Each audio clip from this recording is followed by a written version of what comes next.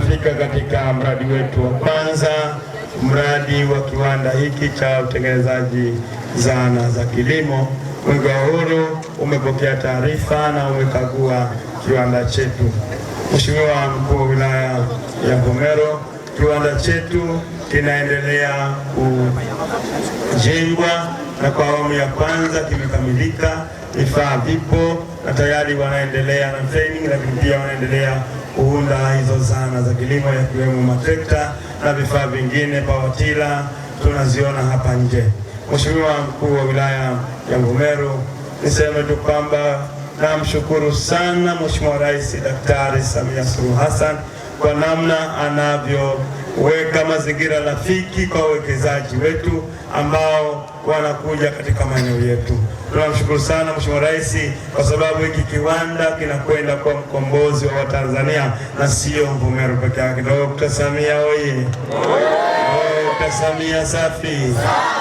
Watanzania badala ya kuagiza trekta kutoka nje, sasa watakuja kuagiza trekta hapa. Lakini hapa tumesikia kutoka kwa mkurugenzi wao kwamba hapa watapata mafunzo wa Tanzania. Ni jambo ambalo la kujivunia na tunamshukuru sana Mheshimiwa Rais kutuletea hawa wawekezaji katika maeneo yetu. Watanzania sasa tunaenda kupata training baada ya kwenda kupata nje, sasa tutapata hapa Mvomero na sisi tutakuwa wataalamu, lakini tutapata hizi zana za kilimo katika maeneo yetu ya karibu. Dr. Samia oye!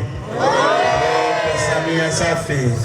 Lakini tunamshukuru mwekezaji wetu ambaye yuko hapa na wenzake kuja kuwekeza hapa Mvomero. Tunamkushukuru sana, kwani hii ni faida kubwa kwa Tanzania na wana Mvomero wote.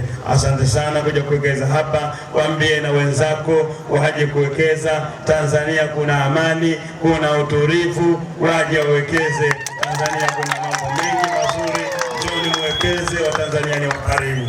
Mheshimiwa Mkuu wa Wilaya ya Mvomero, Mheshimiwa Rais anachokiomba kwa wana Mvomero ni kuendelea kulinda amani na utulivu ili yeye aendelee kutuletea maendeleo makubwa zaidi haya tunayoona. Ndugu zangu wana Mvomero, palipo na amani ndipo penye maendeleo. Palipo na amani ndipo hata wawekezaji wanaweza kaja kama hawa walivyokuja, wanatuletea maendeleo makubwa. Tunapata ajira, tutapata kujifunza, tutapata kuja kununua zana za kilimo katika maeneo yetu ya karibu. Hivyo niwaombe sana kila mmoja wetu adumishe hii amani tulionayo, ailinde kwa wivu mkubwa ili tuendelee kupata maendeleo makubwa zaidi ya haya tunayoona. Mheshimiwa Mkuu wa Wilaya ya Mvomero, Mwenge wa Uhuru umefurahishwa sana na kiwanda hiki na uko tayari kuweka jiwe la msingi ili kiwanda kiendelee kukamilika, wa Tanzania waendelee kupata elimu na fursa mbalimbali zilizokuwa. Asante sana.